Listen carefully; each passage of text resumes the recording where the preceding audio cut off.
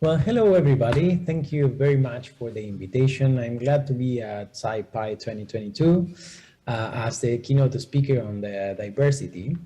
Basically, I'm here as a Latin American researcher and queer researcher working on topics related to fairness and machine learning in medical image analysis. And so this is what I'm going to be talking today about. Part of the work I'm presenting here has been done with my collaborators in Argentina, particularly Diego Milone, Agostina Larrazabal, Nicolas Nieto, and Victoria Peterson. I'm the head of the Machine Learning for Biological and Medical Image Computing Group from CONICET in Argentina. So for those who are not familiar with Argentinian geography, we are located down there in the city of Santa Fe in Argentina. And yeah, I'm part of CONICET and Universidad Nacional del Litoral.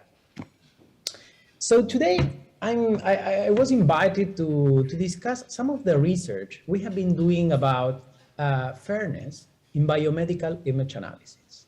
I would like to start this talk by telling you how I ended up working on these topics, and then talking a little bit about some of our work on this domain, and hopefully giving some insights on how you as developers, as Python developers, can start taking into account these issues if you are not doing it yet.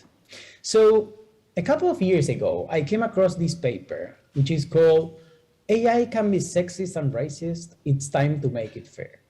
So when I read this paper first time, and I realized that I was a researcher working on AI, and well, during all my academic career, I've been always working with medical images, basically trying to teach computers to understand medical images to help doctors in different tasks, like medical image classification, segmentation. So when I read this paper, and I saw that basically the machine learning algorithms that I was developing may be sexist and racist, I started asking myself, like, okay, what can be the consequences of these kind of things in the context of medical imaging? And this is a little bit of what we will be discussing today. But let me show you some examples about how these algorithms may be sexist or racist. In this case, this is a screenshot I took many years ago. After I read this paper, actually, from my phone. And this is Google Translate, I think, back in 2018. So this is a sentence that says, for those who understand Spanish, ella es una investigadora, también escribe libros. And when I translated it using Google Translate, it was translating the following. She's a researcher, he also writes books. This is real, this happens in my phone. Now, if you do that, I think it has already been corrected. But here it is clear that we are talking about a researcher who is a she. But when we say she also writes books, well, in Spanish, we have ways of saying that without specifying any gender, as I did here with también escribe libros. And basically the system translated it assigning a gender that was not the correct if you look at the sentence. And why that happened? Well, we will be discussing a little bit about that. I think you have heard also about other cases out there. This is a pretty fundamental paper for the area of fairness in machine learning that was published also back in the days by Joy Bulanwini and Timnit Gebru in 2018. And they analyzed the performance of face recognition systems, different face recognition systems, commercial systems, like one from Microsoft, IBM.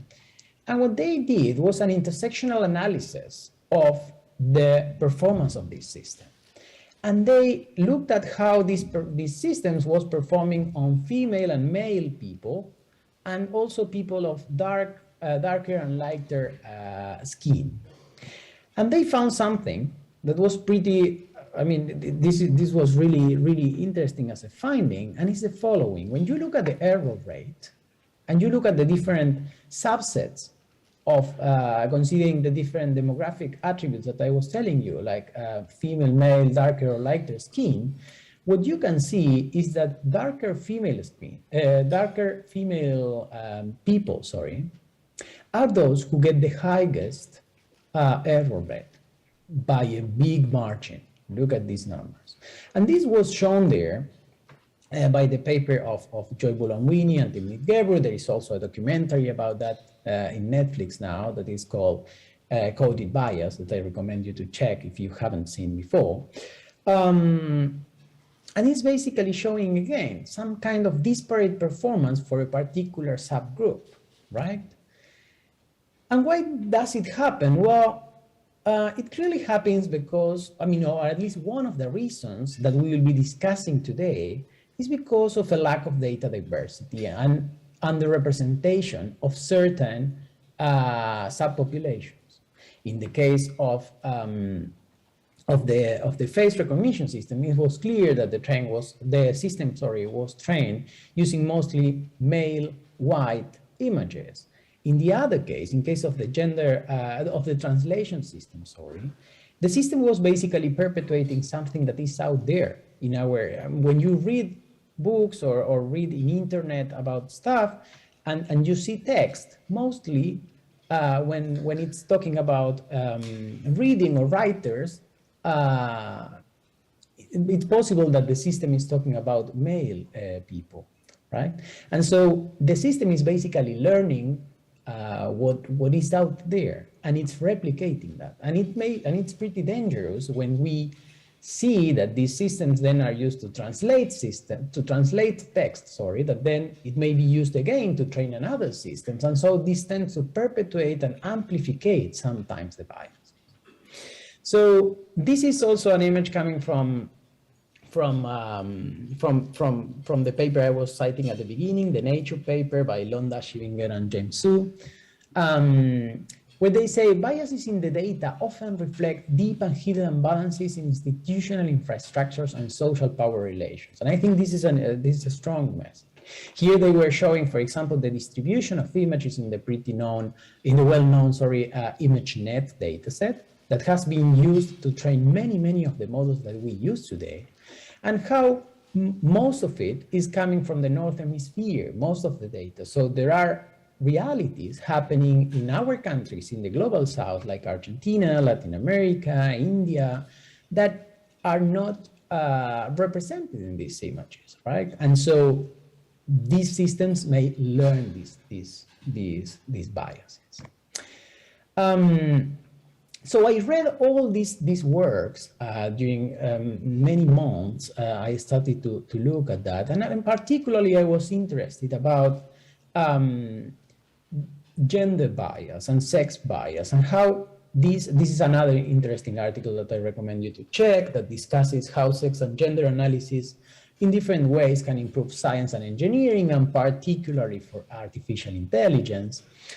And so that's how I ended up basically reading a lot of papers about fairness in machine learning with my team. And we were working on medical image computing, as I told you at the beginning. And so that is why we ended up with this work that is called Gender Imbalance in Medical Imaging Datasets Produces Biased Classifiers for Computer-Aided Diagnosis, where we basically, the paper was published at PNAS, the Proceeding of National Academy of Sciences, and it was then featured by many different press articles where they were discussing the implications of this kind of biases in the context of healthcare, particularly medical images.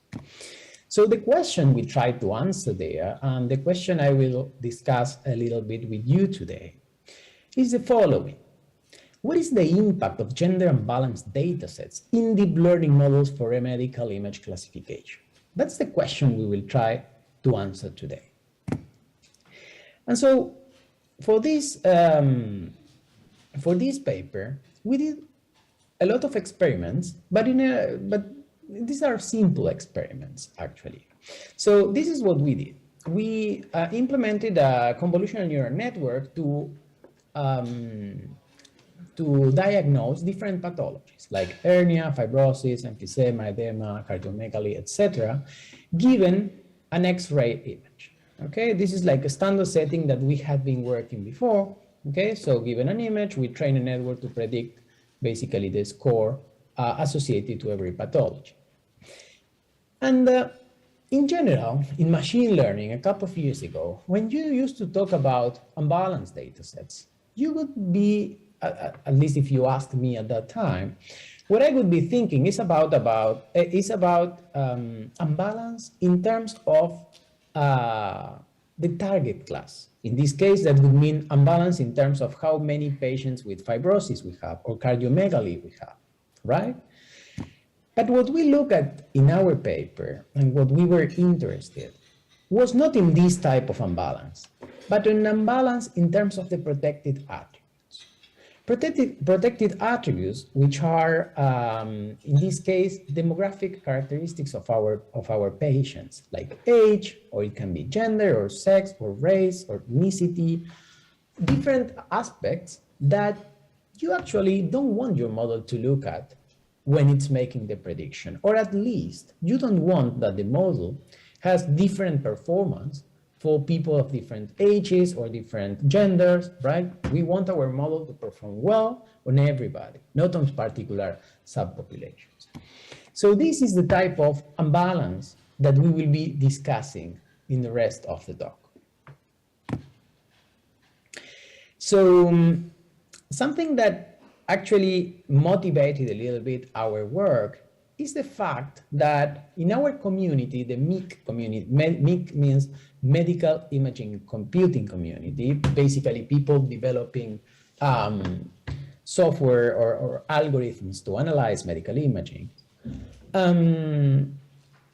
including demographic data in the papers or in the data sets we are releasing is not a common practice. Right? So it's not common to find in a machine learning paper which is analyzing medical images information about how many male or female patients use or what's the age, right? And this was shown in this paper by the group of Veronica Chepligina a couple of years ago, where they analyzed basically the proceedings of MICAE, which is like the biggest conference on medical image computing, for papers dealing with diagnosis using macroscopic images. And this can be, for example, X-ray images, right? Macroscopic images. And what they found is that in the set of 65 papers that were there in the proceedings, particularly for this topic, only 12 papers described at least age or sex.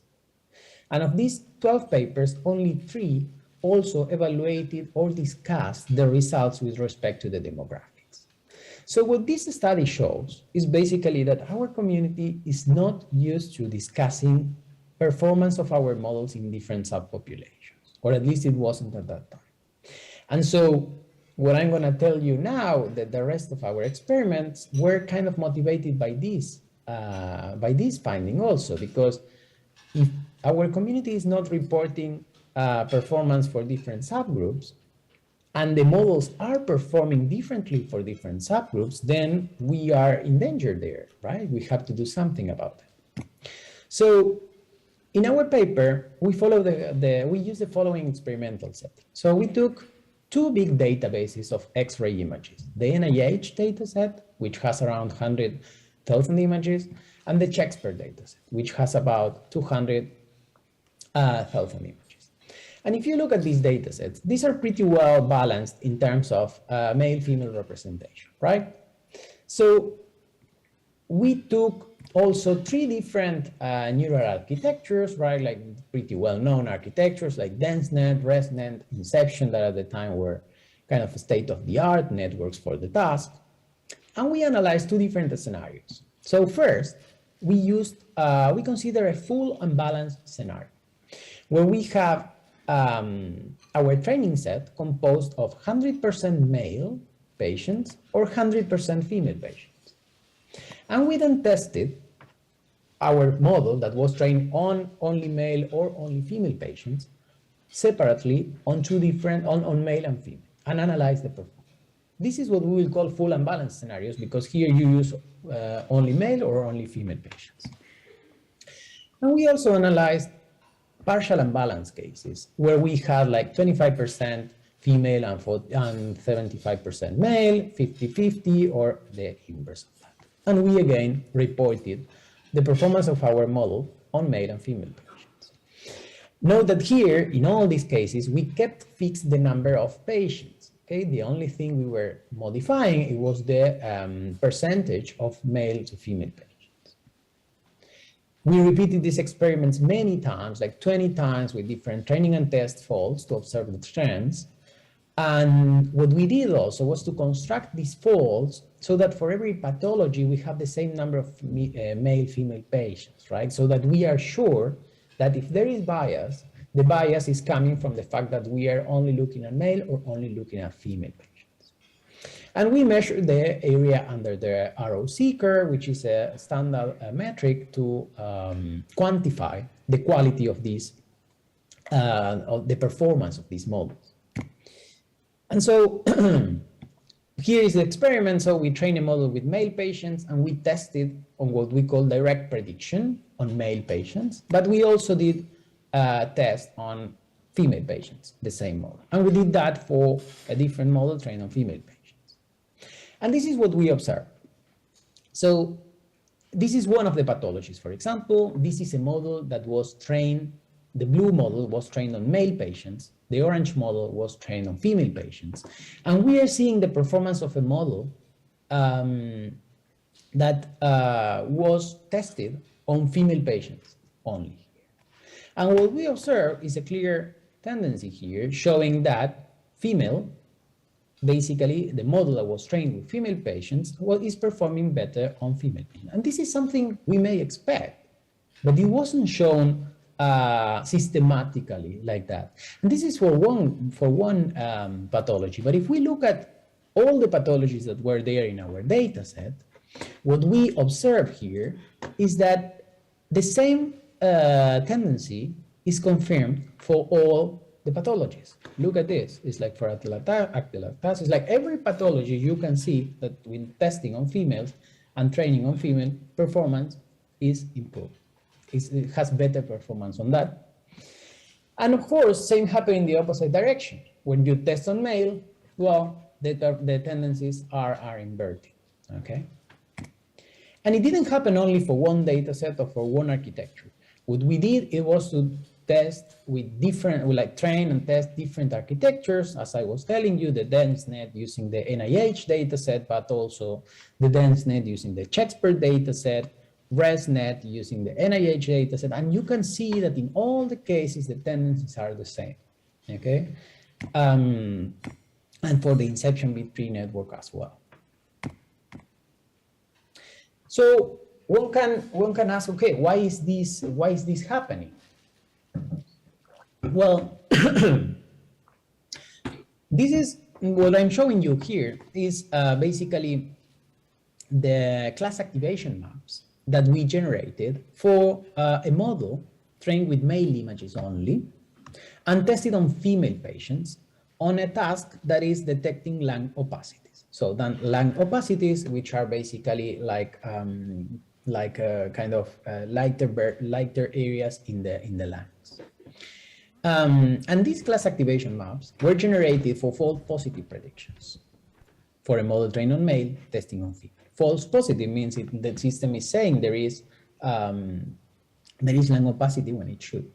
And what we can see here in these heat maps is that basically the model is putting attention on the breasts, right? The breasts are, in female, generate kind of a different shadow here that if wasn't seen during training, this may be confused with the lung opacity. And so here we have one of the reasons why this may be happening, right? Different anatomy, these domain shifts and how is making our model fail on these tasks.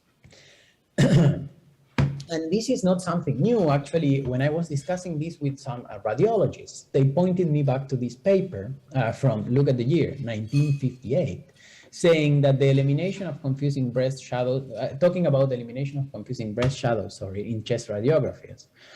And basically, in this paper, back in that time, they were discussing that female breast is a common source of confusion for radiologists to interpret these images, right? So that makes sense. This was also discussed in another papers by other people, the group of Asa Ferragen, who analyzed also what our paper was saying. So these are really interesting articles that I recommend you reading if you are interested in this topic.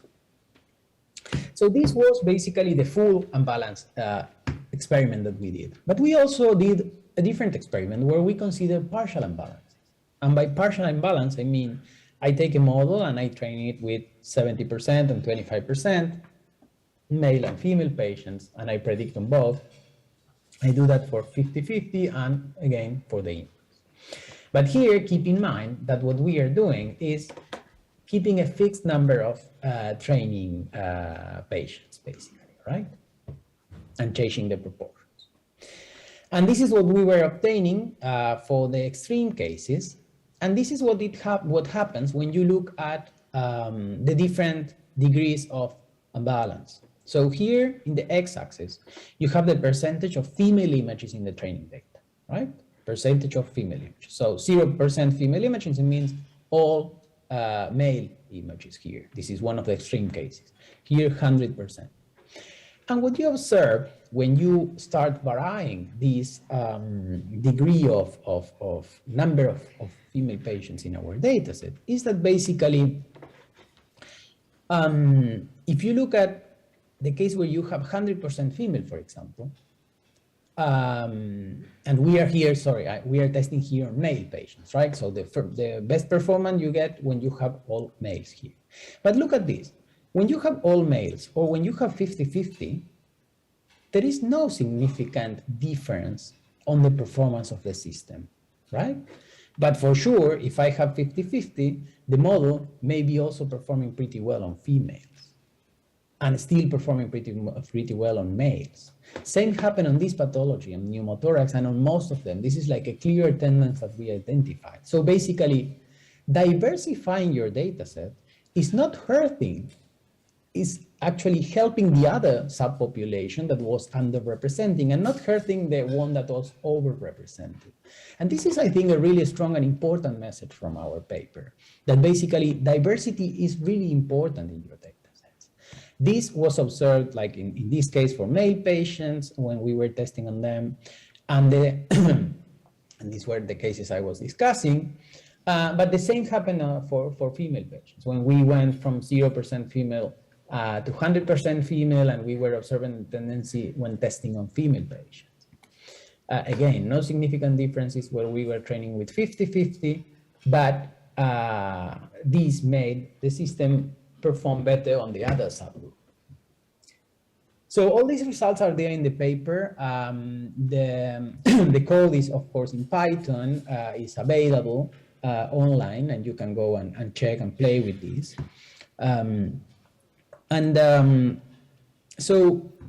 So this is basically was one of the main findings of the paper, right? Which is something you could expect, but at the time wasn't really proved like systematically and in a big scale experiment. So then some people ask us, okay, but then should we train a classifier per gender? Like this is one of the questions we got asked after we presented this paper at different venues. And well, imagine you have 100 images of male patients, 100 images of female patients. And you have two options, basically. You can train a system using only the 100 images of male patients and another system using only the 100 images of female patients, or test one system using the 200 images and mixing them. And clearly, the best performance of the model was obtained when you train with all images here. Why? Well, because you have a more diverse data set and you also have a bigger data set, right? So the answer to the question, and actually I wouldn't like to ask a person, okay, what's your gender to put you under one or the other system? Are you male or female? So you will be using this system or this other system. What happened with trans people here? It's like there are many questions that appear there that is not, I don't feel it would be something nice to do. And actually the experiments are showing it's something we shouldn't be doing. So this happens when we were testing with male patients and also with female patients. Basically, the same tendency was observed. Okay. So some limitations of this study that I always like to clarify when I'm talking about it is that here we use the term gender to characterize the Imbalance study because we follow the demographic variables that were reported in the original dataset that we use, basically the NIH dataset. However, I mean, gender is a fluid cultural construct, right? And binarizing this is a limitation of our study, considering only male and female gender.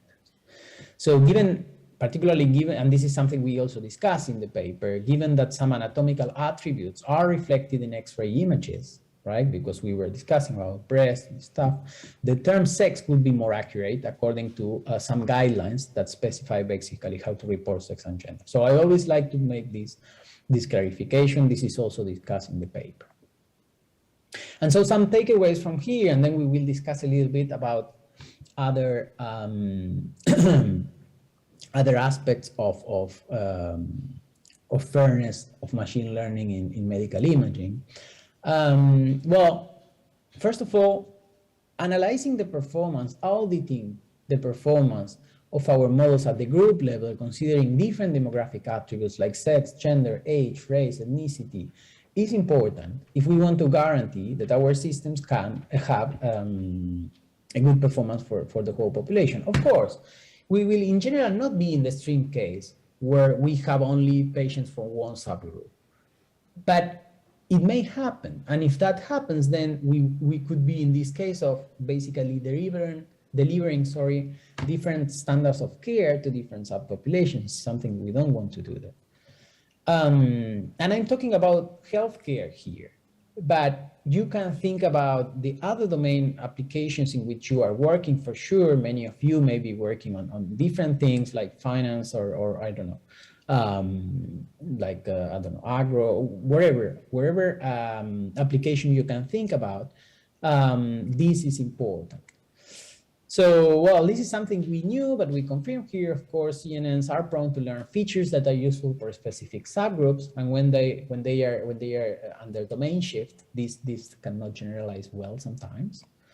And something that is important is that whenever it's possible, it would be nice to report demographic information. So particularly for those working on building data sets, this is something important to be reported when it's possible, because sometimes reporting this information goes against some privacy. I mean, it may raise some privacy issues, so we always have to look at that. But when possible, this is useful because we can do this kind of audit analysis, right? And of course, diversifying your data set is important. This is basically one of the messages of our paper. But this is not enough. And I really like this talk by Rachel Thomas. She gave it a couple of years ago at the Stanford AMI Symposium, where she was discussing why diversifying your data set is not enough. There are other things that we have to do. We have to also think about the team composition, how diverse is our team, how many point of views are basically represented in our team. We have to also think about the models themselves, right?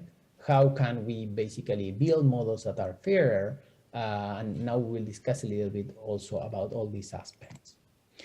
And I also like quoting this sentence from Timnit Gebru, one of the first people doing research on this topic, or at least most influential. And she says, a lot of times people are talking about bias in the sense of equalizing performance across groups, basically what we were discussing before. But they are not thinking about the underlying foundation, whether the task should exist in the first place, who creates it, who will deploy it, on which population, who owns the data, and how it is used, right? There are many more questions that we have to think about when we are doing research. And sometimes even asking ourselves, is it worth working on this problem? Does this problem need to be solved?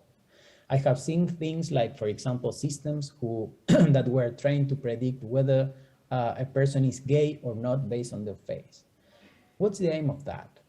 Do we have to really work on this problem? I don't think so. So why would we want to have that? And so we really have to think about these things.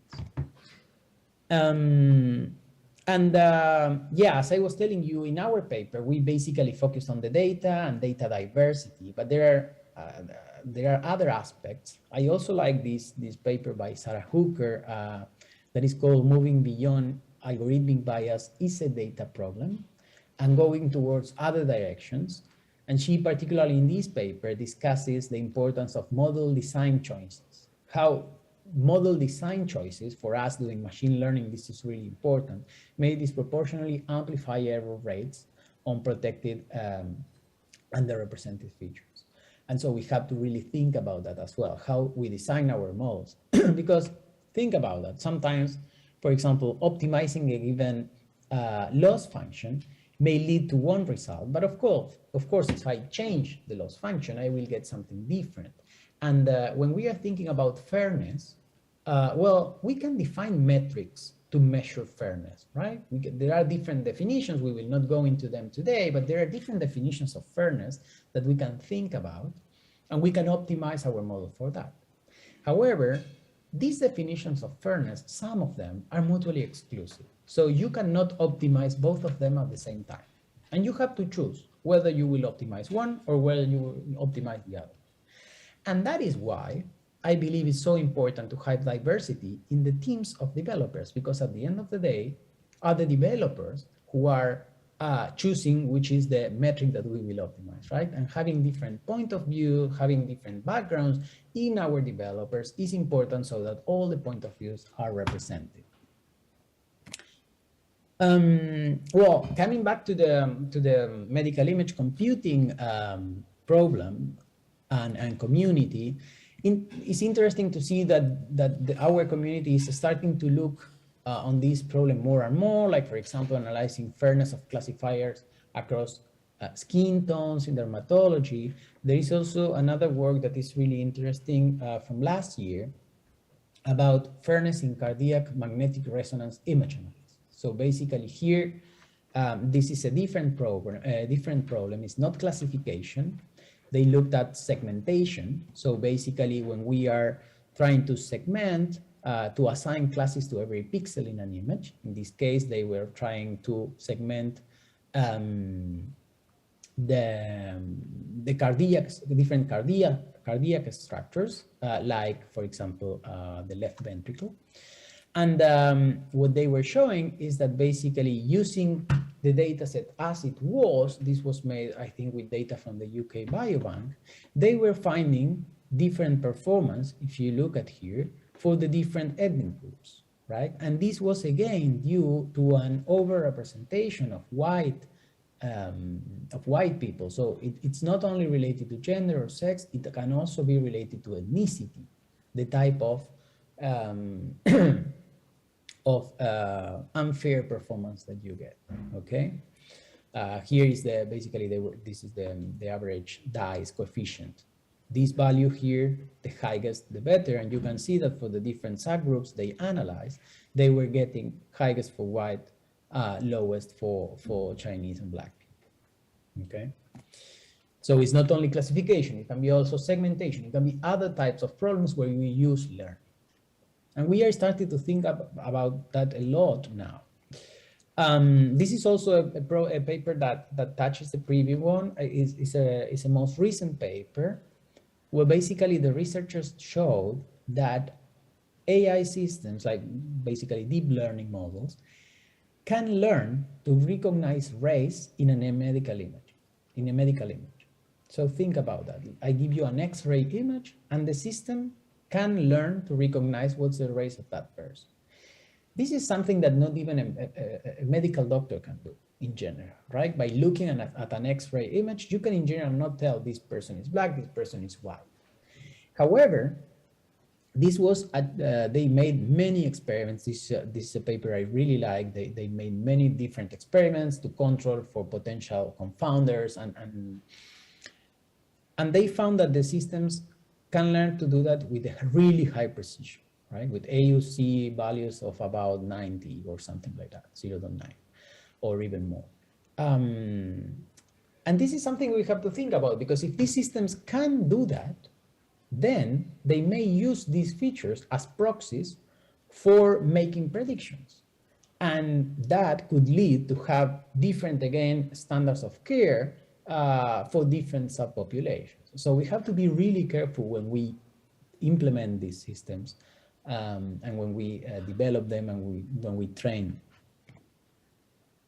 So if you want to think about these problems, that again, here I'm discussing them in the context of medical applications, but there are many other applications out there. There are these guidelines that are really interesting, that are the future AI guidelines. They basically touch on different aspects like fairness, universality, reusability, usability, robustness, explicability, different aspects that are important when developing these systems. And particularly those related to fairness, these are recommendations basically that you can follow in a data science project like the ones we are discussing here. Basically what I was saying about considering diverse perspective in our teams, understanding potential biases that may appear, discussing with domain experts, and this is important. We need to involve domain experts when we are dealing with data, particularly health data.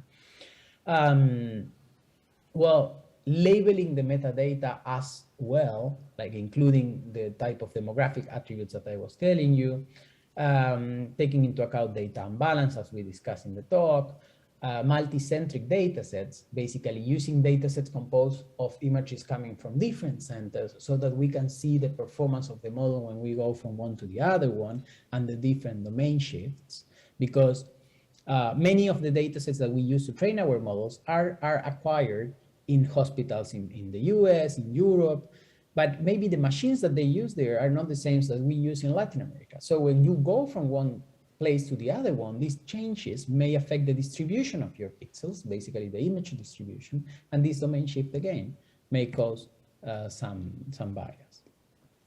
Well, we have to evaluate fairness, we have to optimize for fairness when we can, and we have to carefully pick which metric are we gonna use. And yeah, well, and all these aspects which are really important. So I invite you to check these guidelines because I think they are really insightful. And so to conclude the talk, so far I've been talking mostly about medical images because it was it is my domain of application and the work we have been doing. But I also wanted to mention this other project in which I have been working during the last 2 years almost, or 1 year and a half, that is happening there in Argentina as well. So this is a project called RFI. It's a project founded by Canada. And what we are trying to do is to incorporate machine learning and data science into our electronic health record system. So the Argentinian government is developing an electronic health record system.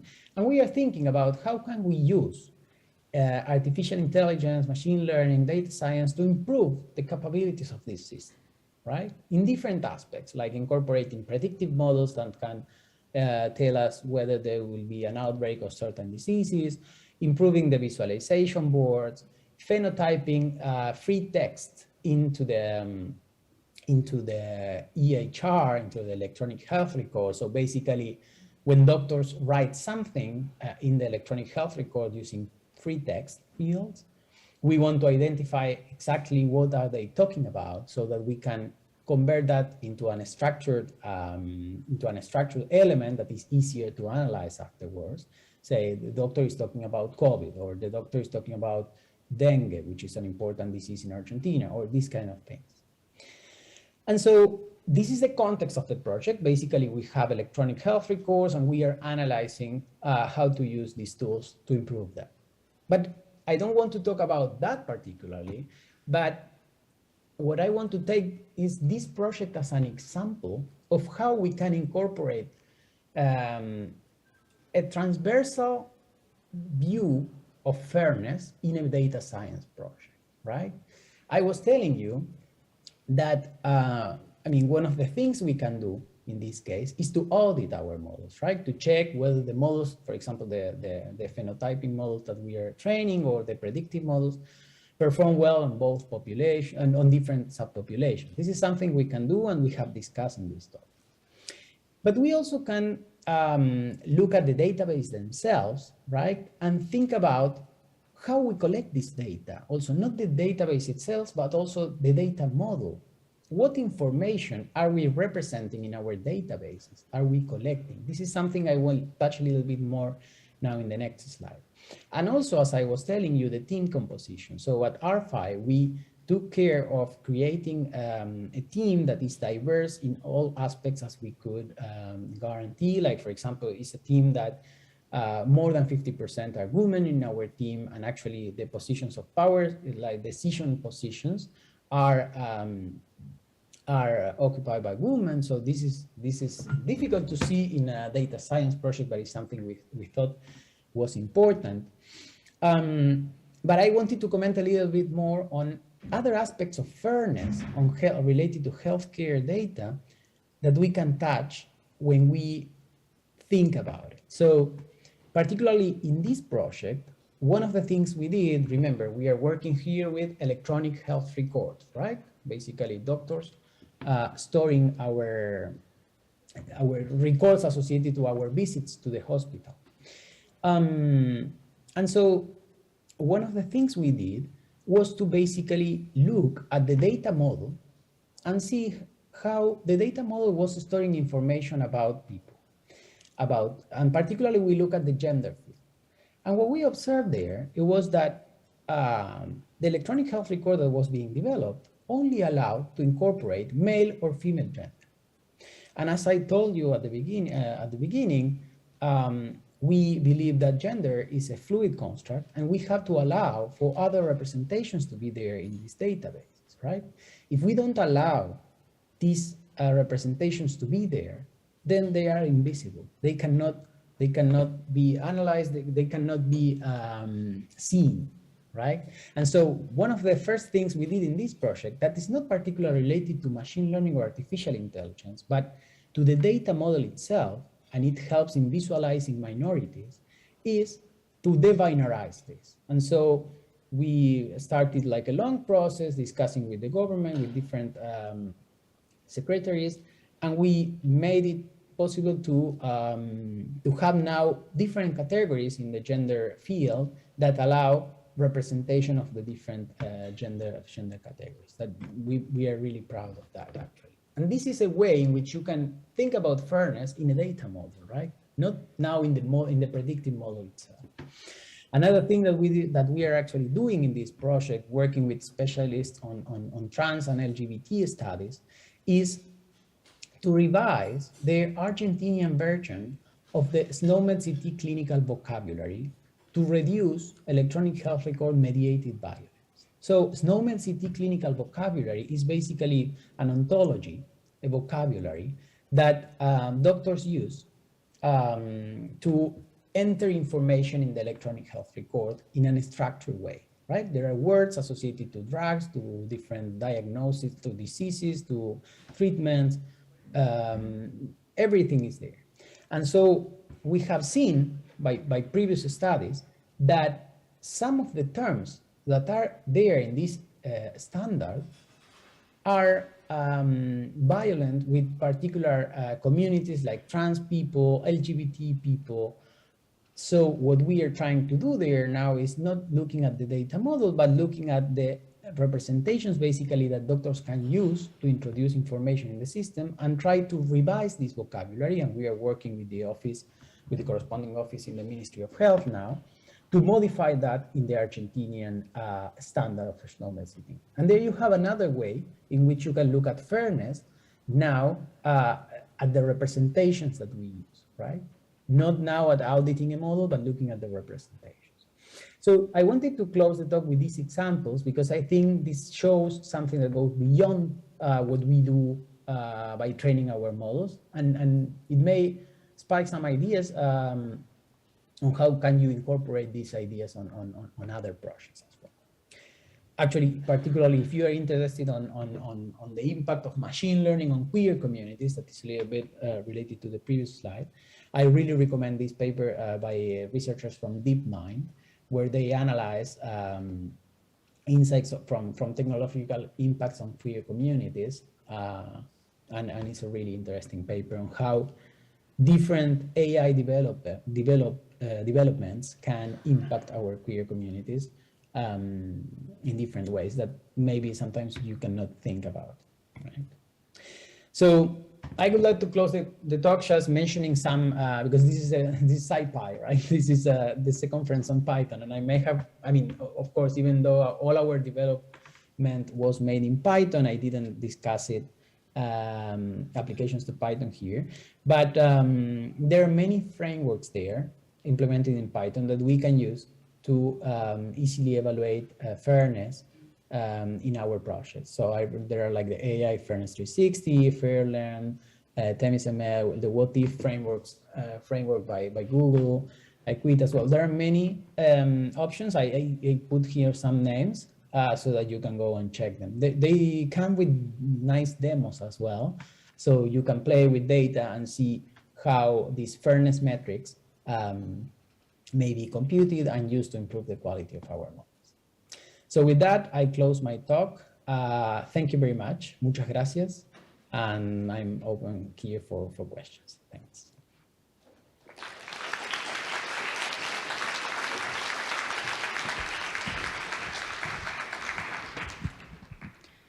All right. Thank you, Dr. Ferrante, for this great talk. And now we are going to open the Zoom room for questions. If you have any questions, again, you can post them on the Keynote-Diversity channel. And our co-chair, Celia, is going to join Dr. Ferrante on the call, and she will be facilitating the QA. Well, thank you so much, Enzo. I really enjoyed the talk. I'm sure the full crowd in SciPy enjoyed too. I think these are great insights and audit and evaluation steps that we really need to focus on the machine learning community for sure. So we do have questions here from the audience. So Julie is asking, what approaches do you take when you consider multiple demographics like sex, race, economic status, and so on at the same time? Yeah, I mean, I don't know if the question goes with respect to auditing the system or basically when you detected some kind of bias, then trying to mitigate it.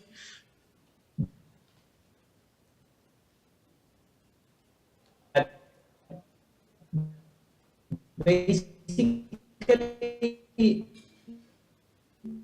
I mean, I don't know, they'll say the axis of intersectionality. And I think a really nice example of that is the paper by Timnit Gebru that I mentioned in the talk, where she shows, together with Joy Bulwambwini, how considering like these two different axes of intersectionality, in this case, it was skin color, and it was you can like discover some specific groups in which there is this kind of bias, and maybe if you don't consider them at the same time, then you would not be discovering exactly that group. So in the sense of auditing a model, it's like, okay, you can create subgroups like using different demographic attributes and kind of cutting through different axes.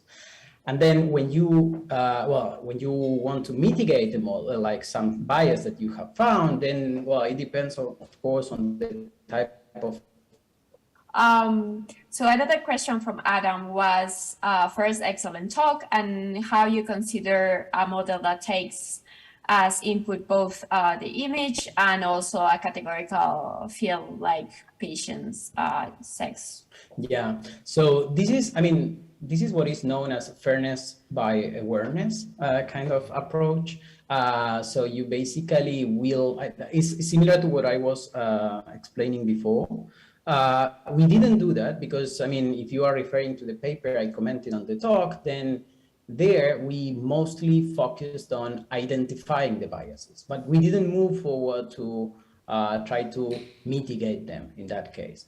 But what I don't remember the name of Adam is suggesting would be an interesting approach to try to learn invariances with respect to this, in this case, to that attribute, to sex, and use that as an extra input to the model so that you can basically say, okay, I want to learn features which are not like, which cannot help me discriminate between these two between the different sex in this case.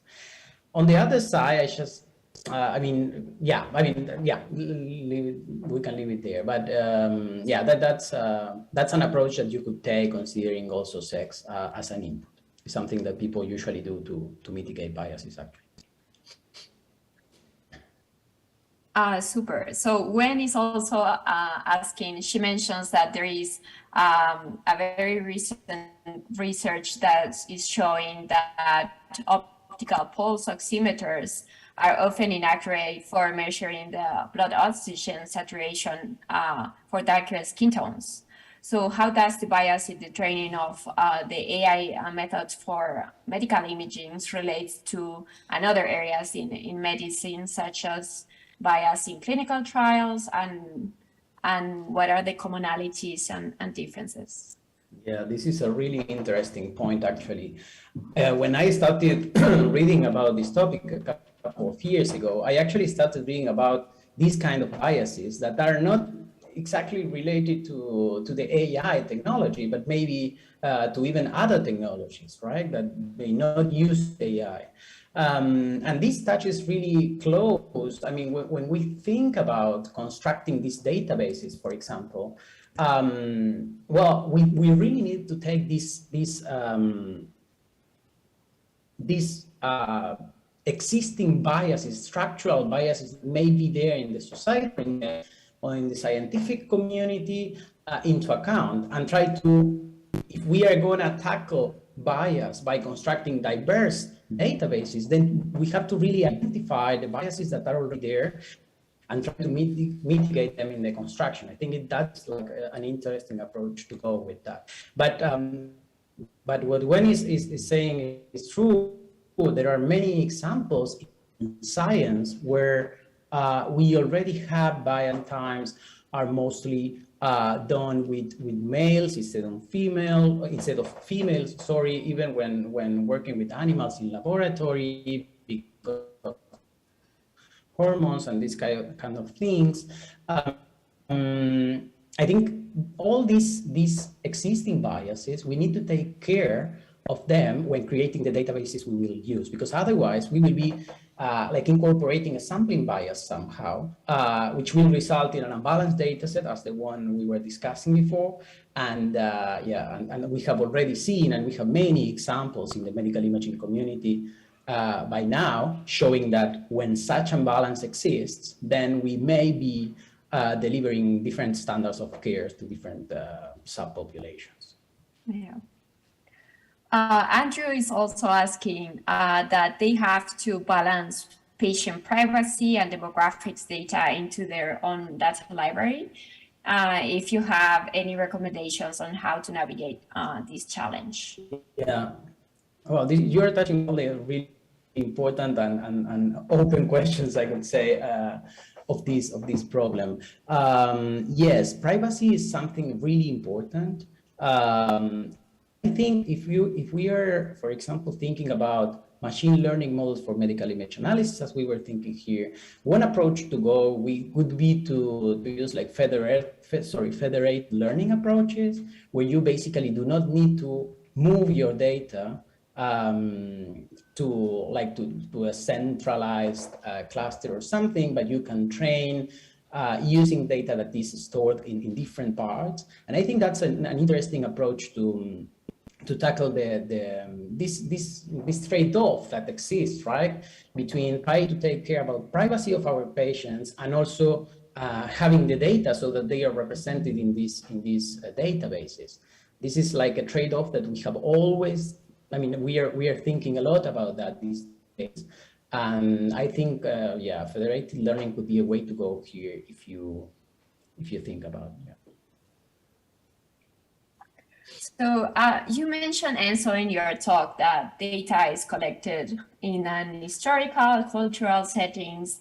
And when you work in these medical domains on these interdisciplinary projects, do you usually reach out to sociologists to understand the context, how the data was collected, what type of questions were done? Or do you have any go-to questions or reasoning to understand these demographics with medical people if sociology is not available. What are your thoughts there? Yeah, so I think there are five projects I was mentioning at the end. Is a good example about how to proceed in that regard. So we are, for example, there working with databases, not medical images, but electronic health record databases from Argentina. And this database was created in a particular province of country that is not Buenos Aires province or the main area. It's called La Rioja. It's another really nice place in our country. And what we try to do to understand the data there is to actually talk to everybody involved in that process. Like whenever we have a question about how, for example, a particular field of the electronic health record was filled, what was the criterion used to fill in this part of the database. We go and we talk to the people in the hospital. We go and we talk to users of the system. We go and we talk to doctors. So it's like really important to involve, I think, the community that is generating this data somehow, because this helps you understand then, well, what is this data representing? Particularly in case of electronic health records, it's really important, I think, to do that. Because we are analyzing like it's kind of secondary database. It was collected with another purpose, and now we are trying to use that to improve the quality of the electronic health records in Argentina and create machine learning models that can learn from there. So yeah, I think like this is, I think, an example of a project where we are doing that. And particularly we have anthropologists in our team who are working there as well. But I think the most important thing is go and talk to the people who generated the data when you have the chance to do that. Yeah, definitely. I also love that you mentioned on moving beyond bias in data. So are you aware of any work in medical imaging that works on more fair representations, more fair embeddings, penalization? How do you manage the fact that data will have bias on it? Apart from analyzing data, which methods you see progressing on the field or promising to learn fair representations? Mm-hmm. Yeah, yes, I think this is a topic that our community is starting to discuss. There are not many works about that. We are now publishing in, I think next month, there will be available a comment article about fairness of AI in medical imaging that we hope will be available soon, where we looked a little bit at the current state of things in the field of medical imaging, and we found some really interesting papers. For example, one of them was there discussed also in the talk, is from Esther Puyol, is the first author from King's College London, and Andrew King. And then there they compared a few different methods that you can try to use to learn features that are useful for all subpopulations. Interestingly, the most common outcome when you use kind of bias mitigation strategies is that you lose a little bit of performance in the majority group at the expense of gaining performance in the other minority groups. So this happened particularly in the paper of Esther. And I think we have to think about ways of going even beyond that and learning features that are really useful for all the groups and do not reduce the performance of the model in the majority group neither. So there are works. I recommend the work of Esther as a point of starting. Yeah. Super. Thank you so much. And so I think we ran out of time. You can check Slack later on if you want to continue discussing. But thanks again. It was a great talk. I think shedding a lot of light in this type of issues or evaluations on the community. Thank you so much again. Thank you. Well, thank you. Thank you, Celia. Thank you, Dr. Ferrante. This was an amazing talk. And thank you everyone for coming. And, you might have some more questions in the channel. If you want to address them later, that will be great. Thank you so much.